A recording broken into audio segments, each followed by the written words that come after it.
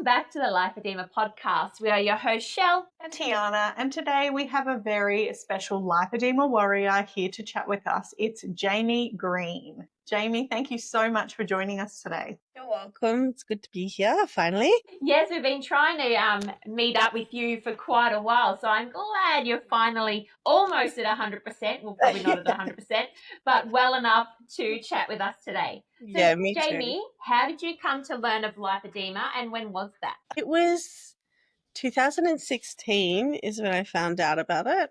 And to be honest, I was actually at my very lowest point probably in life and struggling with being told so many times, it's just me. I'm not dieting. I'm not exercising the way that they say they am. A friend of mine actually shared on Facebook her friend's business that just started up, and it happened to be lymphatic health and massage. Lisa O'Shea, love her. She's amazing. And yeah, as soon as she saw me, she was like, have you heard of lipedema and lymphedema? And I had heard of it, but I didn't fully understand it. I'd heard of lymphedema anyway. And I had been told that I didn't have that because I didn't have pitting, which obviously not true. So yeah, she was the one that got the ball rolling and suggested that I go see Chris Leckage to get a diagnosis. And he was just amazing. He cried with me the whole time, my first session with him. It was good to finally understand and know that someone knew something of what was going on with me. Yeah, Such a so that's weight off the shoulders, 2016. Sorry? So 2016 that was? Yeah. It's a long time ago now. Yeah. Yeah, and I was a stage 3 at that level. Yeah. At that point. Yeah, and now I'm stage 4 lipolymphedema. Babes. I So, think if I had a level 7, I might be there. No, oh, just because it just continues to, big shit, just progressing. basically. Yeah. Yeah. And so you said that you'd seen doctors for your weight. Had you seen doctors for anything else? Like, did you know, like, deep down that there was something else going on? Yeah, like I'd been seeing doctors for ages. I've actually seen over 200 doctors to try and find out what was going on with me. Yeah, like I had been going to the gym twice a day. I'd take my dog for a W. We can't say the word because she's in the room. She will want one.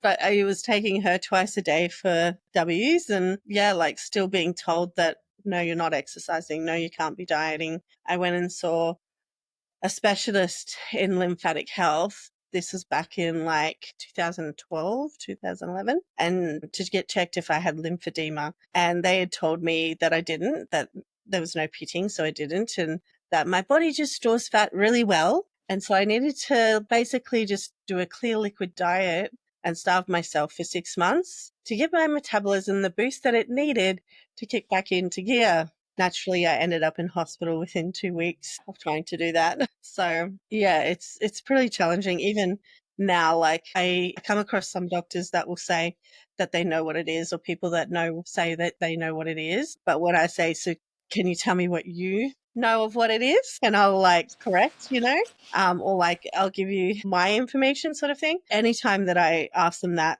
you either get arrogance where it's like, well, I just know what it is. How about you just tell me what's going on for you? And I'm like, well, no, I need to know that you know what's actually happening. And so generally speaking, when people say that they know what it is, they try to tell me that it's about lymphatics, generally speaking. Or like I've had a couple of people tell me that, oh, isn't that about your bones growing too much? I'm like, no, it's not. It's not. And so most of the time that I find, even now, going to people in the medical world, allied health world, they don't know what my condition is. And I'm so recently, as you know, I've been very unwell and had to go to hospital and stuff. To go to hospital is like last resort. And even my doctor discourages it because she knows what's going to happen when I'm in there. And they just all think they know better than you. And I went in there telling them exactly what was with me. I said, I've got cellulitis. I just need some IV antibiotics. 4 hours later, they've done their tests and stuff. And they're like, oh, yeah, you've got cellulitis. We'll give you an IV. Yeah, it gets very challenging at times because often you meet that arrogance where they think they know better than you. And we're still in that place where hospitals, doctors, medical staff don't realize the best person that knows the most about your patient is themselves. Yeah. And I think they also don't know how to deal with disabilities. Yeah, that's the other thing. I'm at a point where it's now disabilities, there's that aspect of things, because it's not just lipedema, it's the pain all over. It's having to be in the chair for so long, the wheelchair and stuff like that. That just overwhelms me. And they don't understand that stuff, I don't think. Yeah. Yeah, lived experience is so important, and they need to be taking that into consideration when you are telling them what is going on with you. If they could just flick on some, I don't know, understanding, some compassion, actually listen to your story, like that would make the whole process a lot less painful. Yeah. I think too, like, there's different sensitivities that we come with, like, our skin tears very easily, I'm also allergic to anything sticky. So trying to tell them those things, I carry with me always a barrier film lollipop thing. And we always put it on underneath something. They didn't allow me to do that when I went into hospital just recently. And so I came out with 12 other skin irritations, infections that I had to deal with. And they tore my skins, something so simple that they could have listened to and changed the world from doing that. But yeah, they couldn't even do something like that. And I'm not talking about like small hospitals or things like that. I'm talking about the Mater Hospital. Like, it's one of the main hospitals in Brisbane. So, education could go a long way. Yeah. And think we've come so far since you were diagnosed, or even, that 2014 experience you had. Like, we've come so far in the last 10 years, but we've still got so far to go. Yeah. So far. Absolutely. Like, when I first was trying to seek what was going on with me, no one had heard of lymphedema. I hadn't really heard about it from anyone. And so, like, I just thought it was my fault. I just thought it was me. I'm not doing enough and stuff. So I went to try and go and get liposuction.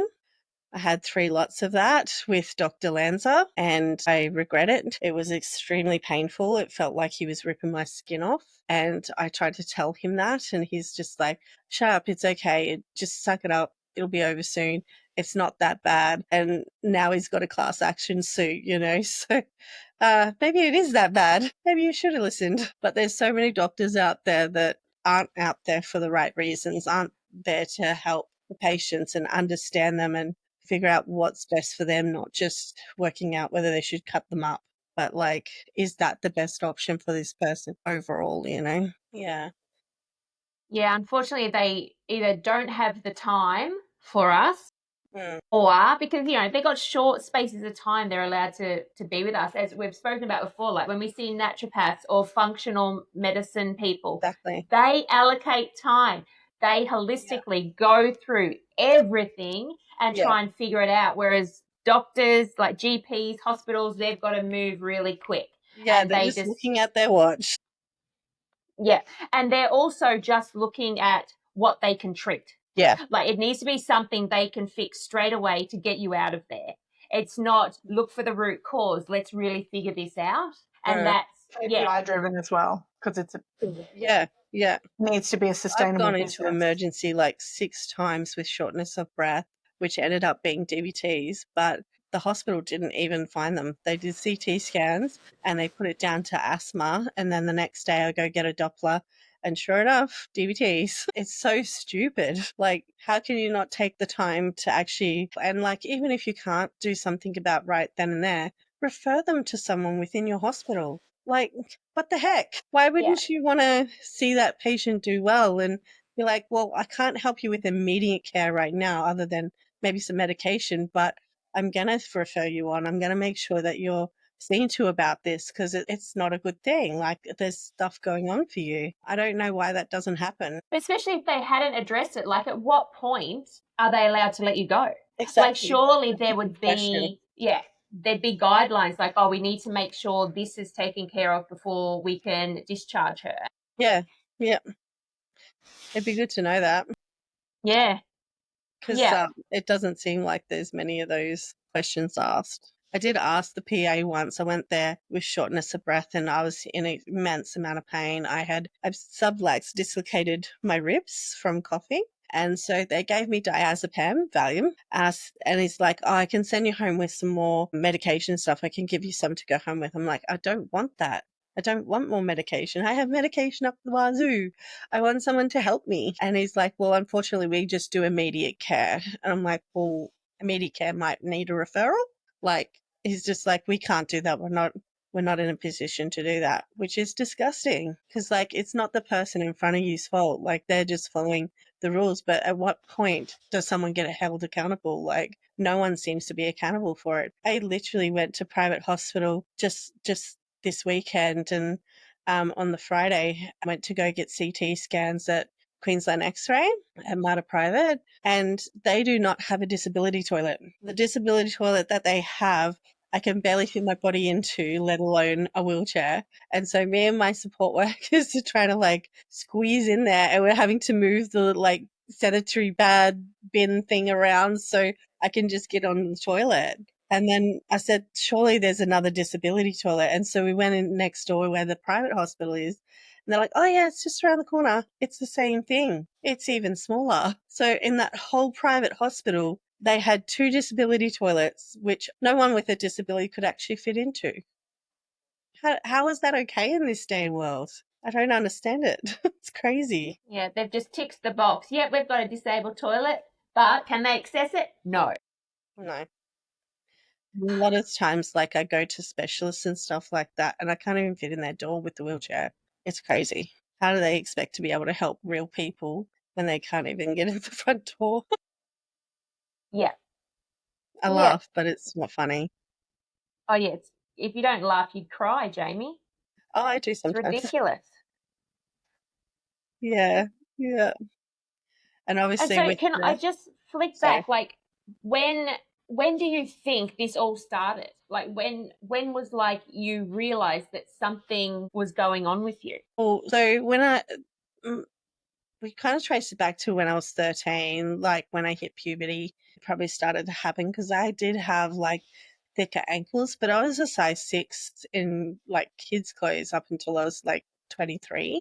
And I had my appendix go. And so, like, I went into hospital to have my appendix removed. And after that, they had actually made some mistakes through the surgery. And so I was in bed in hospital for 4 weeks and then to bed rest at 4 weeks at home. And I just assumed that over that 8 weeks I'd put on weight, but I went from that to a size 14 on my lower half of my body in 8 weeks. And I was like, is this because I've been laying in bed and stuff? And I was told that I couldn't really do exercise because part of their thing that they made mistakes, they cut some of my stomach muscle. And so like anytime I moved, it was excruciating. And it meant that like I was re-tearing that stomach muscle. And so it probably took a good couple of years before I could actually start being properly exercising and physical. I did as much as I could without moving too much, but I was a youth worker. There wasn't space to be sitting around doing nothing.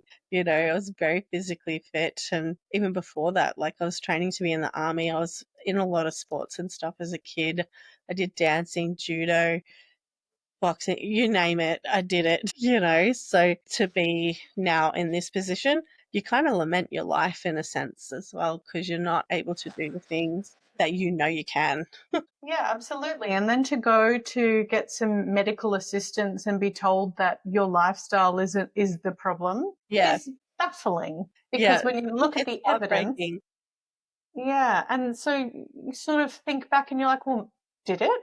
Was I Yeah. eating in my sleep?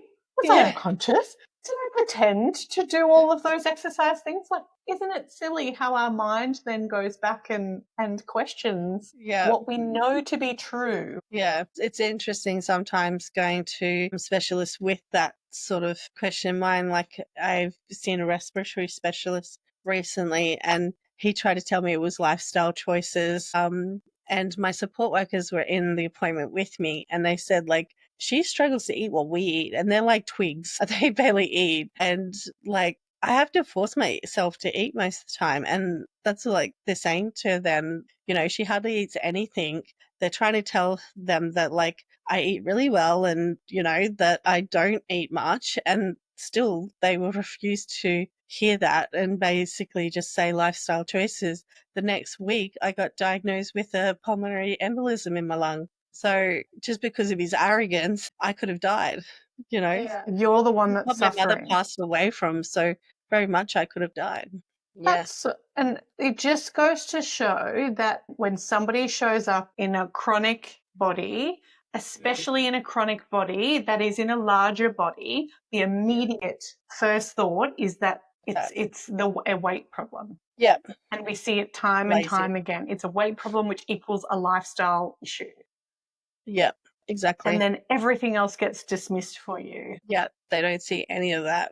And it's the funniest thing because, well, it's not funny, but so I was in hospital for 6 weeks with COVID. I actually nearly died. I was pretty bad. And talking with the OTs and physios about getting back to base and, you know, being able to be physically mobile again. I was actually paralyzed head to toe when I first. So they had me in negative pressure room for like 2-3 days. And then coming out of there, I was paralyzed head to toe. And so it took weeks for me to get any movement back. And even my memory and stuff, like I had a notepad sitting there just so I could write down who just visited me and what they said. And because I would forget as soon as it was said, sort of thing. But then, yeah, with the OTs and physios, they're like, come on, we got to get you moving again and stuff. Can we just try and sit you up? I said, okay, but like my body's not ready yet, but I'm willing to try if you want, but you need to realize like you're going to have to support it because I'm not going to be able to, you know, do it myself. And I was just, they helped me sit up and I was just draped over my support worker. Literally, my body was just hanging on her because I couldn't move any of my body limbs and nothing. Couldn't even lift my head up. And it wasn't until like the last week before I got discharged that I started to move again. And I said to the physio on the Friday, I said, I'm almost there. I can feel my body's getting ready. And I wouldn't be surprised if you came back on Monday and I was, you know, good to go. But I feel like I'm a day or two away.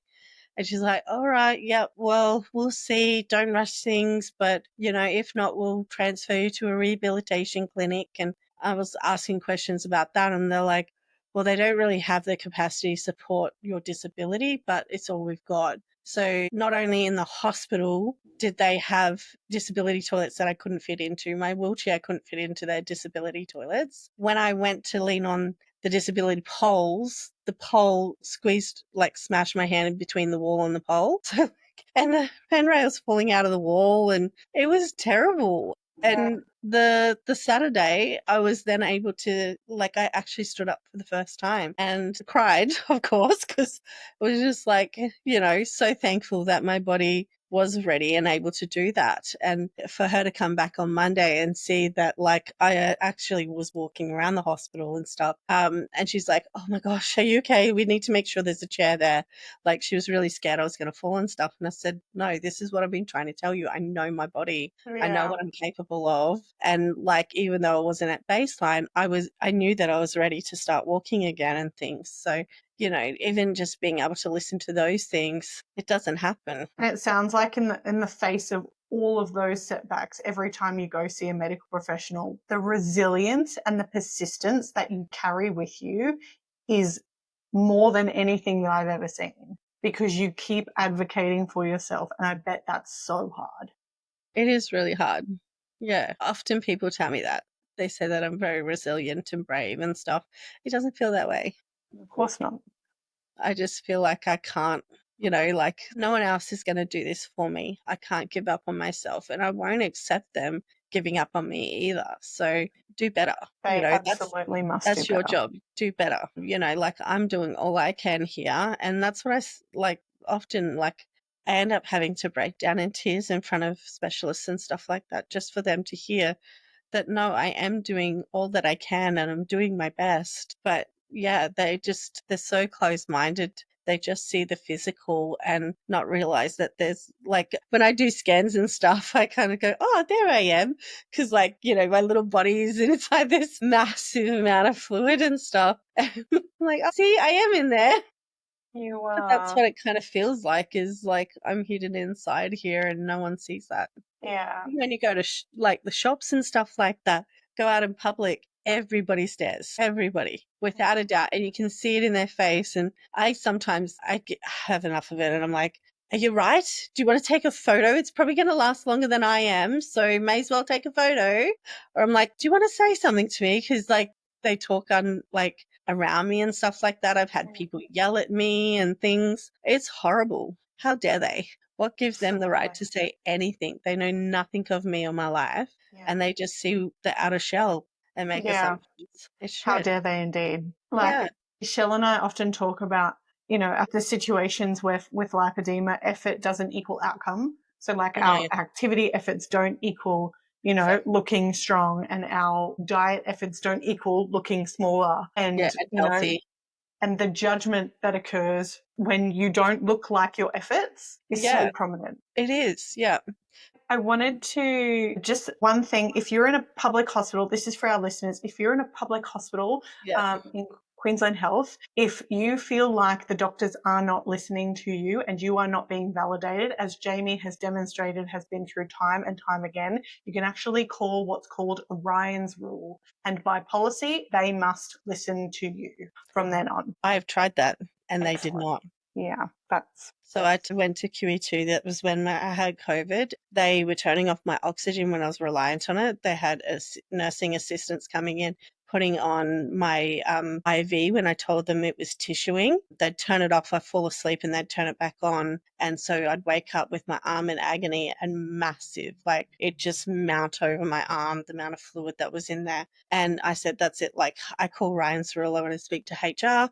They gave me a pamphlet to call. And so I called the number and left a message because it was message. And same with the HR, sent a message, sent an email. I didn't hear back from them until 2 years later in the September after I got out. so in practice, it's not really. Nobody was there to help me. That's so. And I even terrible. spoke to their NDIS coordinator.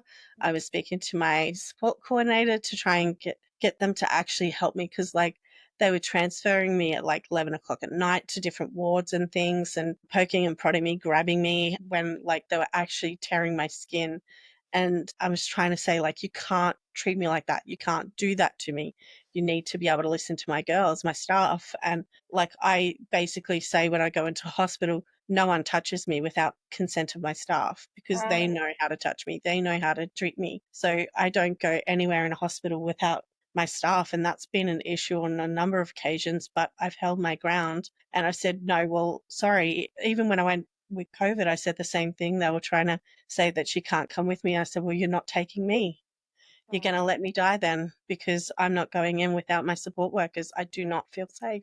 And so they had to get head of nursing or something to come down to talk with me because they said, well, you better go get your manager or your supervisor because I'm not doing that. And so she came down and she's like, what's the problem? And I told her and she's like, oh, that's not an issue. Come this way. Yeah. It's like, really? Does it have to get to the point where I'm like arguing, crying, and being like, no, I'm going to die instead of you actually helping me the way that I need? Like, for them to just turn around and go, oh, yeah, that's not a problem. Why is that an issue? Yeah, it shouldn't be. Absolutely shouldn't be. They really do need to listen to their patients. Yeah. Listen It's to such what a you shame. need. It is. It's a When I massive see missed it happen opportunity. to other people, I get more arced up because, like that injustice, just, it's not right. Yeah. Just because we look a certain way, it's the same as racism. It's no different, like why is there that hate and assumption just by how I look? It's shit. It is so I've shit. even spoken with a girl and she is like a double amputee. Like she said people assume that she isn't intelligent Yes. because she's got a disability. Yet she's Yeah. a pharmacist and she's bloody fantastic. Yet she said there's this preconceived notion that because she has a physical disability, that she also has a cognitive disability. Yeah. As soon as I turn up to hospital and stuff like that, or even like special appointment, like health, if I go to any business and I'm sitting there in front of them in my wheelchair, they will immediately look to my girls, not me. They won't speak to me. They'll see me and then go, oh, how can we help you? I'm like, I'm right here, actually. How would you like to help me? It happens a lot. It's appalling. Like, how is it that a wheelchair automatically assumes that you're dumb, or any kind of disability? It just blows my mind. Australia doesn't do it very well. And unfortunately, like even with NDIS, like I'm so thankful to have their help in many ways, like with support work and stuff like that. But it's been like, what are we in 5 years now of struggling to actually advocate for myself and help them to actually see what is happening to me, because they can't see the disability in a sense, and they don't see the struggles, like at the fact that like most nights I can't sleep because of the pain that I'm in, or like the girls having to struggle with transferring me if I'm, weaker that day from doing something yesterday and stuff like that. They can't see those things, and they just assume everything's fine, and you try to explain to them the challenges, but they just don't comprehend it. So it makes it very hard for anyone with disability to really have support from NDIS. There's been a lot of people not back for it, and that's why like I try to help people as much as I can with those sorts of applications. Yeah, it's a laborious process, those applications, and they're often ignored when Yeah. you look like you're functioning, right? And they don't see how many presentations you have into an ED all the time. And when you go to an ED, they don't actually see what occurs from after that presentation because nobody bloody listens to you in the first No. place. Yeah. Yeah. Exactly. So this sort of leads really nicely into our next question, but I'd Yeah. really like if you would talk us through a day in your life managing your conditions Yeah. and like what the biggest challenges are that you face. And let's go aside from presenting to a hospital, like just Yeah, your sure. daily, challenges. So most week I do have appointments. I have MLD once a week and I see physio once a week. So for Mondays, for example, most of the time I don't sleep Sunday night anticipating Mondays. So I'm often on Mondays without any sleep at all. And then I have to get out of bed at 7 o'clock to have a shower. A shower takes approximately an hour and a half fully. And then it takes about another hour to dry off after that. In terms of getting to the shower though, so I have to transfer out of bed. I have two people supporting me to get out of bed and into the wheelchair. I physically stand up and basically like use weight resistance with the girls in terms of transferring me. It puts a lot of weight on my wrists and elbows, but I have no other choice. I can't use hoist because my skin tears so easily. So often my legs, my ankles, my wrists don't feel like they can carry me and give way at times. So it's very painful, not just in the moment, but afterwards too. But yeah, then transfer to the wheelchair that doesn't fit through my doors properly. So squeezing through the doors to the bathroom and, showering and stuff, toileting is a challenge because they can't find a shower chair that's suitable for me. They don't lower enough for me to be able to get into it because I'm 5 foot nothing. So I'm short, very short. It's a problem that I face quite regularly that, so like the shower chairs and stuff that they would normally recommend, I can't use. So it's a lot of me having to stand and bend and twist, and the amount of times that I've popped a rib, dislocated a shoulder is quite a regular thing. Showering and stuff, like I can't hold my limbs up anymore. I have thoracic outlet syndrome in all my limbs, which means that basically you've got no energy to hold your limbs. So I can lift it up at times, but I can't hold it. So the girls, if they're washing me and stuff, they have to hold up my arms, my legs, all of those sorts of things as they're washing. And then towel drying and stuff, making sure we get it on all the nooks and crannies and stuff. I actually use a hair dryer. So we'll dry with a towel, but often we find in the folds they're still quite wet. And so, someone suggested to use a hair dryer and it's actually been amazing. Yeah. The proactiveness in terms of looking after my skin has been incredibly important. And the things that I get told quite often is that my skin integrity is amazing for someone with my condition and at my stage. So it does make a difference how we treat our skin. And I know it's hard. I know it's very challenging, but it's important to do those proactive things in terms of like moisturizing and making sure your folds are all really dry and that sort of thing. If you get an irritation, put something on it straight away because then it stops it from getting to an infection and things. Whereas most of the time we're probably like, it's all right, it's just a cut or whatever, but it can turn into something so dramatic very quickly. Yeah. So yeah, there's often wound care and stuff like that in a sense if I haven't been able to catch something quick enough. And then we transferred to the car. So the car is a van. I had tried over 40 cars to try and find something that I fit into, not just that I'm able to get into, but that I fitted into. Up until recently, I had to climb up on a step up into the van to get into it. I'm thankful that my wheelchair now has a elevation option on it. So it can lift me up to the level at which I need to step over into the car. Amazing. Yeah, It's been such a game changer in that sense. I bet. So thankful for it. But we don't have a automatic hoist in the car. So it's a manual ramp that the girls have to pull out and then push the wheelchair up into the ramp into the car. And it's a struggle. Like I used to do that every time I got into the car. Like I'd do it with the girls up until I got approved for 2 staff. And there's still times where people are sick and stuff and they're calling sick. So there's only one person on.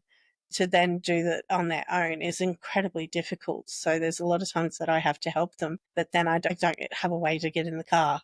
So it's usually often that I'm like, okay, well, we can't go to my appointment today. And I get fees for that and stuff like that because of cancellations. Yeah. And then being in the car, again, I'm short, so my feet just dangle off the seat. And I have all the cushions and stuff to try and like support my core because, like, even when going around roundabouts and corners and stuff, I really struggle holding my core. So sometimes I can dislocate my pelvis and ribs going through roundabouts and stuff like that at times too. And then, yeah, at nighttime, like we come home in the afternoon and most of the time I'm just dead then. I'm just so tired. So I'm usually a day or two between appointments so I can rest because of how much inflammation and pain that I get just from going out that day. It makes it incredibly difficult when you want to socialize and see your family and stuff like that. It just means that you're canceling on people a lot and it feels really crappy for you as well as for them because you know you're letting them down in a sense and they're very understanding, but you know, I still feel that inside me that yeah, I'm letting them down. And it's also that social connection that we need for our mental health.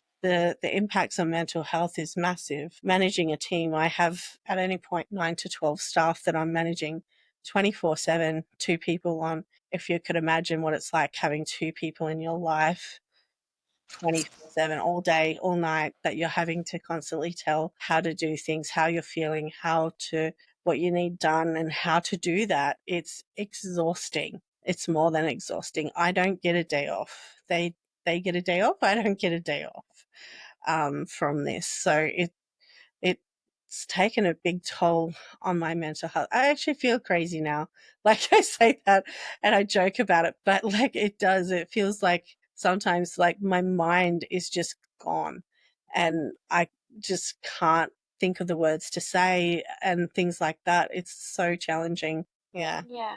We do leg rubs at night and stuff. So the girls do like a bit of a gentle MLD on my legs and arms at nighttime to help me be able to get up the next day maybe. And yeah, like there's obviously a lot of medical routine. There's lots of medications. I take my OBS most days to make sure my oxygen and stuff's okay because that's quite regularly down. I think part of my issues is that I don't just have lipolymphedema. I have comorbidities. So there is the oleosterosis where my joints all hyperextend and dislocate and tear skins if they're too far hyperextended. And I have Raynaud's as well, which is flesh eating of my tips and stuff like that, tips of my fingers and feet. I have POTS dysautonomia.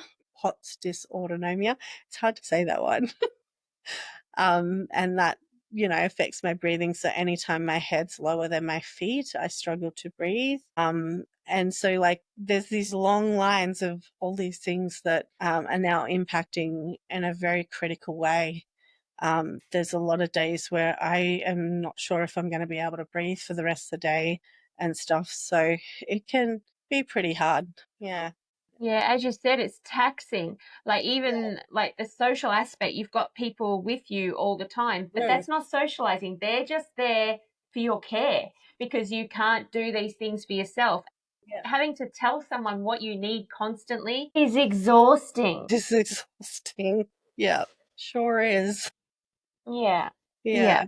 Yeah. So do you think that if you were diagnosed earlier in life Oh, it and changed everything.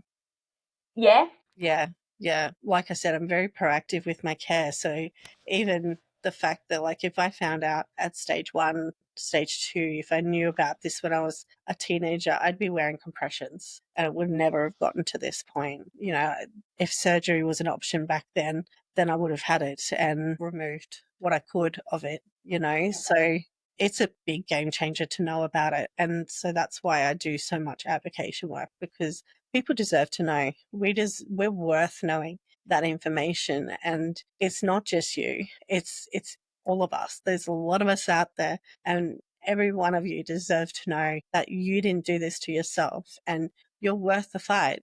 Stand up and fight for yourself and for those like you, you know. I know that some people can't, so I try to do that where I can, I guess, on others' behalf. But yeah, it's not easy standing up for yourself, and especially when you've got well-educated people that are challenging you and saying that this is happening to you. It's a hard thing to get up and still say, no, you're going to listen to me. This isn't what's happening. Yeah, for sure. but it's worth it in the end. Yeah. Well, I was about to ask you our final question, and I think you just already answered it, but I'm going to do it anyway. Jamie, if you could go back and give your younger self a pep talk, what would you tell her? Probably similar to that, but there's going to be really tough days ahead. But the good days outweigh that. Life is challenging for everyone. Everyone has their stuff, not just people with lipedema. Everybody has something going on for themselves, and it's a choice every day to overcome that. And most days you'll choose that. Other days, it's okay not to. Yeah, thank you, Jamie. And I think that's really important, because sometimes we think we have to hustle every day, and we don't. Yeah, and it can be in the quiet times and being gentle with ourselves where we really heal the most. Yeah. I think even with the older, like, I'm 42 now, so I feel like I could say that older women around my generation or above, it's in our blood to keep on working and to push through everything. And, you know, it wasn't acceptable to just call in sick and things like that. You've got to push straight through, and whatever you do, you just got to keep on going. And it's not the case. You don't have to keep on pushing through when it's getting to the point where you need to care for yourself. It's okay to do that. And I'm glad that we're starting to learn that. Yeah, that's Very really good valuable advice and a lessons. really good reminder. Yeah. The hustle culture is dying. No, Right? Done with the hustle culture. Yeah, done. Oh, he The got busy here. woman syndrome. No more. This is Bailey. Hi, Bailey. He loves If you're attention. not watching the video, Bailey, Jamie's puppy dog, has joined us. Oh, that's so sweet. Sir licks a lot. Well, thank you, Jamie, Yeah, so that's much all right. for joining us. It was Thank great you. to talk to you today. And yay, we finally got you on. It's been great. Thank you. Thank you for having me and giving me a chance to talk about it. I hope it helps some people. Yes, fabulous. It Thank absolutely you, will. Jamie. Thank You're you. welcome. You take Bye, care. guys. Bye. The Lipoedema Podcast 2025 is powered by Elegance Lymphatic Care. Lipoedema and its symptoms vary from individual to individual. The opinions and advice voiced in this podcast are of a personal nature and used for educational purposes. Please take away from this podcast what resonates with you, and please see your GP or preferred specialist for diagnosis and healthcare. We are Shelley and Tiana from the Lipoedema Podcast. Until our next episode, bye for now.